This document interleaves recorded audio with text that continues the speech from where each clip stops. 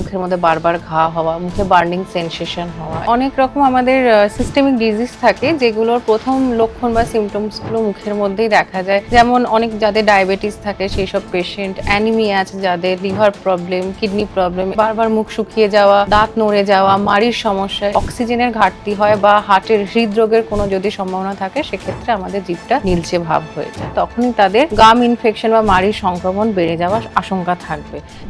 শরীরের অনেক বড় রোগের ইঙ্গিত কিন্তু লুকিয়ে থাকতে পারে আপনার মুখের ভিতরে।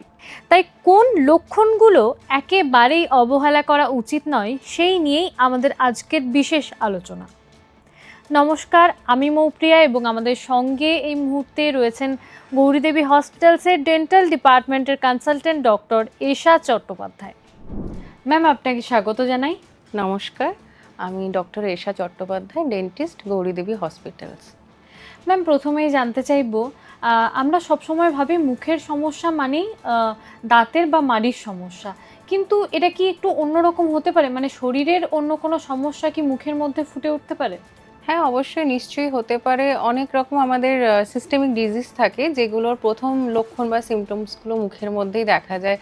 যেমন অনেক যাদের ডায়াবেটিস থাকে সেই সব পেশেন্ট, অ্যানিমিয়া আছে যাদের, লিভার প্রবলেম, কিডনি প্রবলেম, এইসব পেশেন্টদের অনেক কিছু সিমটমস থাকে যেগুলো মুখে দেখা যায় এবং যেগুলো দেখে ডেন্টিস্টরা নিয়মিত ডায়াগনোসিস করতে পারেন। ডায়াবেটিসের ক্ষেত্রে পেশেন্টদের বারবার মুখ শুকিয়ে যাওয়া, দাঁত নড়ে যাওয়া, মাড়ির সমস্যা, এই লক্ষণগুলো থাকে। তারপরে যাদের অ্যানিমিয়া থাকে তাদের জিভ এবং মাড়ি এবং মুখ ফ্যাকাশে হয়ে যায়, এই সিমটমস থাকে। তারপরে যাদের ধরো লিভার ডিজিজ বা কিডনি ডিজিজ আছে সেক্ষেত্রে মুখে দুর্গন্ধ হওয়া, লিভার ডিজিজের ক্ষেত্রে অস্বাভাবিক রক্তপাত বা রক্ত জমাট না বাঁধার সমস্যা, কিডনি প্রবলেম যাদের থাকে সেক্ষেত্রে তাদের ইউরিয়া ব্রেথ, এই টাইপের সমস্যাগুলো, লক্ষণগুলো দেখা যায়। এছাড়া ভিটামিনের ডেফিসিয়েন্সি থাকে অনেক পেশেন্টদের, সেক্ষেত্রে তোমার মুখের মধ্যে বারবার ঘা হওয়া, মুখে বার্নিং সেনসেশন হওয়া, এইসব সিমটমসগুলো প্রথমে মুখেই দেখা যায়।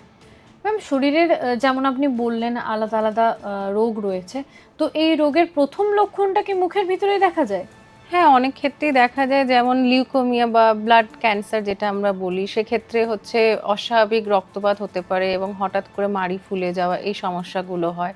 এছাড়া যাদের এইচআইভি এইডস থাকে সেক্ষেত্রে ওরাল ক্যান্ডিডিয়াসিস বা বারবার ফাঙ্গাল ইনফেকশন হওয়া, এই সমস্যাগুলো থাকে।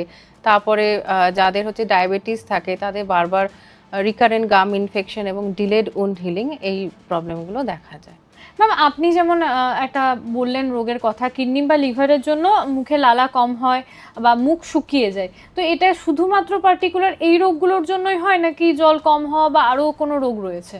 না, জল কম খাওয়ার জন্য তো হতেই পারে। এছাড়াও যাদের ডায়াবেটিস থাকে বা মানে রক্তে শর্করা পরিমাণ বেশি থাকে সেই সব পেশেন্টদের ক্ষেত্রে বারবার মুখ শুকিয়ে যাওয়া। এছাড়া যাদের থাইরয়েডের প্রবলেম আছে, হাই ব্লাড প্রেশার আছে, ঠিক আছে, এইসব পেশেন্টদের ক্ষেত্রেও মুখ শুকিয়ে যেতে পারে। এছাড়াও কিছু অটোইমিউন ডিজিজ থাকে আমাদের স্যালাইভারি গ্ল্যান্ড বা লালা গ্রন্থি, জগরান সিনড্রোম বলে, সেক্ষেত্রেও মুখ শুকিয়ে যাওয়ার সম্ভাবনা থাকে। এছাড়াও অনেক ডিপ্রেশনের পেশেন্ট যারা থাকে বা অ্যান্টি ডিপ্রেশন যারা নেন রেগুলারলি, সেই সব পেশেন্টদের ক্ষেত্রেও কিন্তু মুখ শুকিয়ে যাওয়া, ড্রাই মাউথ, এই প্রবলেমগুলো থাকতে পারে। তো এই সিমটমসগুলো থাকলে এগুলো কখনোই ইগনোর করা উচিত নয়। এইসব সিমটমস যদি অনেক দিন ধরে কোনো পেশেন্ট মানে ভোগ করছেন তাহলে দ্রুত দন্ত চিকিৎসকের কাছে যাওয়া উচিত। কখনো কখনো দেখা যায় যে জিভের যে আকৃতি সেটা বদলে যাচ্ছে বা ফ্যাকাশে লাগছে, রং চলে যাচ্ছে পুরোপুরি, এটা কি কারণে হচ্ছে? এটাও অনেক রোগেরই মানে সিমটমস যেগুলো থাকে সেগুলো জিভে দেখা যায়। যেমন তোমার হচ্ছে যে অ্যানিমিয়া, আমি যেটা আগে বললাম, অ্যানিমিয়া থাকলে তোমার ফ্যাকাশে, জিভ ফ্যাকাশে হয়ে যায়, মাড়ি ফ্যাকাশে হয়ে যায়, ওভারঅল মানে মুখের যে ওরাল মিকোসা থাকে সেটাও ফ্যাকাশে হয়ে যায়। এছাড়া ভিটামিন ডেফিসিয়েন্সিতে বিভিন্ন পার্টিকুলার ভিটামিন থাকে, স্পেশালি ভিটামিন B12 বা ফলিক অ্যাসিড, এইসব ভিটামিন ডেফিসিয়েন্সিতে তোমার হচ্ছে জিভ টকটকে লাল মসৃণ হয়ে যায়, ঠিক আছে, যেটাকে বিফি রেড টাং বলা হয় আমাদের পরিভাষায়। এক্ষেত্রেও তোমার জিভের আকৃতি এবং জিভের মানে সারফেসের চেঞ্জেস দেখা যায়। এছাড়া যাদের থাইরয়েড থাকে, হাইপোথাইরয়েডিজমের যে পেশেন্ট, তাদের ক্ষেত্রে ম্যাক্রোগ্লসিয়া বা জিভ বড় হয়ে যায়, এইসব প্রবলেমগুলো এইসব ডিজিজের ক্ষেত্রেই তোমার দেখা যায়।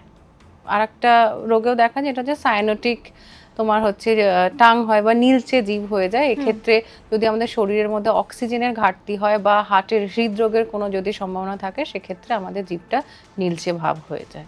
মানে পুরো জিভের সারফেসটাই নীল হয়ে যায়? নীল হয়ে যায়, সাইনোটিক টাং বলা হয়, ব্লু বা পার্পলিশ একটা ডিসকালারেশন দেখা যায়। তো এক্ষেত্রে হার্ট ডিজিজ বা তোমার হচ্ছে যে অক্সিজেনের ঘাটতি, কোনো লাংসেরও কোনো ডিজিজের জন্য হতে পারে। তো এই লক্ষণগুলোকে ইগনোর না করাই ভালো।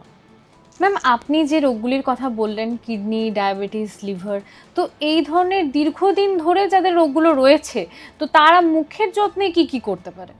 হ্যাঁ, এই সব পেশেন্ট যাদের এইসব সমস্যা রয়েছে, অনেক দিন ধরে এইসব রোগে ভুগছেন, তাদের তো ওরাল হাইজিন বাকি পেশেন্টদের থেকে একটু বেশি গুরুত্ব দেওয়া দরকার।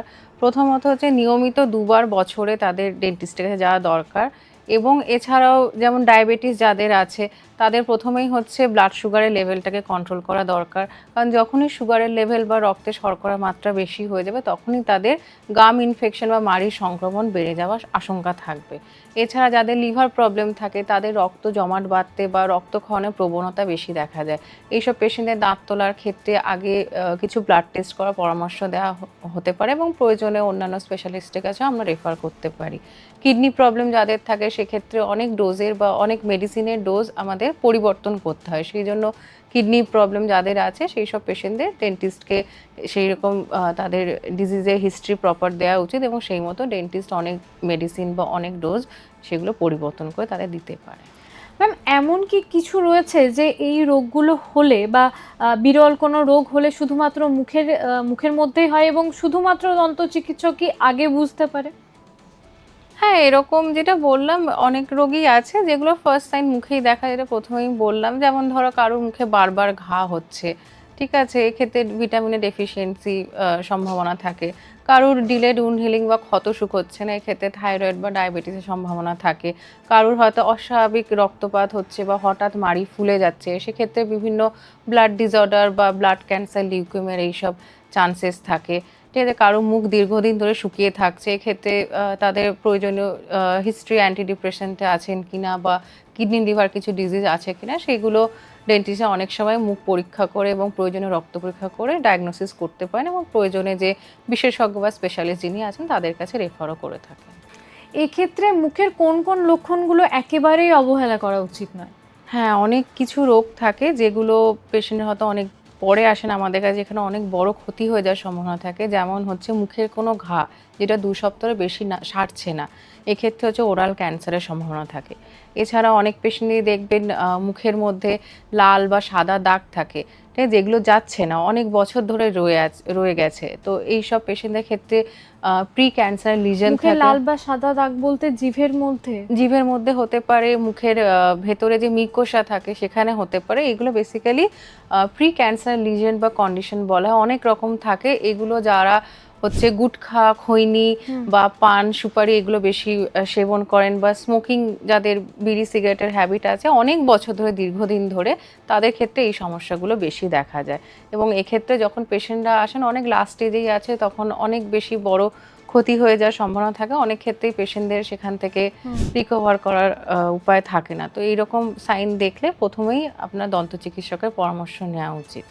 এছাড়াও আরও অনেক কিছু থাকে, যেমন তোমার হচ্ছে মাড়ি দিয়ে অস্বাভাবিক রক্ত পড়া বা মাড়ি ফুলে যাওয়া। এক্ষেত্রে বিভিন্ন ব্লিডিং ডিসঅর্ডার থাকে আমাদের, যেগুলো প্রথমে বোঝা যায় না, ঠিক আছে। অনেক আর্টারিভেনাস ম্যালফরমেশন থাকে, যেগুলো মানে পরে ডেন্টিস্টের কাছে ডেন্টিস্টরা বুঝতে পারেন। এছাড়া তোমার হচ্ছে যে মুখে বা গলায় বা ঘাড়ে কোথাও অস্বাভাবিক ফুলে যাওয়া, যেটা হয়তো অনেক দিন ধরে ফেলে রেখেছেন, মুখ খুলতে বা গিলতে অসুবিধা হওয়া, ঠিক আছে, অনেক দিন ধরে মুখ শুকিয়ে থাকছে, এইসব যদি সাইনগুলো বা লক্ষণগুলো থাকে, তো এগুলো বেশি দিন অবহেলা করা উচিত নয়। এইসব লক্ষণ থাকলে দ্রুত দন্ত চিকিৎসকের পরামর্শ নেওয়া দরকার। ম্যাম, এই ধরনের যারা পেশেন্ট রয়েছেন বা আমাদের দর্শক যারা রয়েছেন তাদের উদ্দেশ্যে আপনার টিপস কি হবে? হ্যাঁ, দেখো, এটা সবাই আমরা ভাবি যে আমাদের মুখের হেলথ এবং গোটা শরীরের হেলথ হচ্ছে আলাদা, কিন্তু এটা একদমই এরকম ভাবা উচিত নয়। আমাদের মুখ হচ্ছে basically window to overall health. যদি কারুর সুস্থ মুখ থাকে, তো সেটা তার সুস্থ শরীর এবং সুস্থ ব্রেনের নিদর্শন। তো oral health is overall health, এটাই সবসময় মাথায় রাখা দরকার। ম্যাম, আপনাকে অনেক অনেক ধন্যবাদ। নমস্কার। আপনারা শুনলেন আমাদের বিশেষজ্ঞ ঠিক এই বিষয় নিয়ে কি কি জানালেন। এই বিষয়ে যদি আপনাদের আরও কিছু জানার থাকে তাহলে অবশ্যই আমাদের ইউটিউব চ্যানেল রয়েছে, সেখানে কমেন্ট করতে পারেন, অথবা আমাদের গৌরী দেবী হসপিটালসের হেল্পলাইন নাম্বার তো রয়েছেই, সেখানেও যোগাযোগ করতে পারেন। সুস্থ থাকুন, সতর্ক থাকুন। ধন্যবাদ।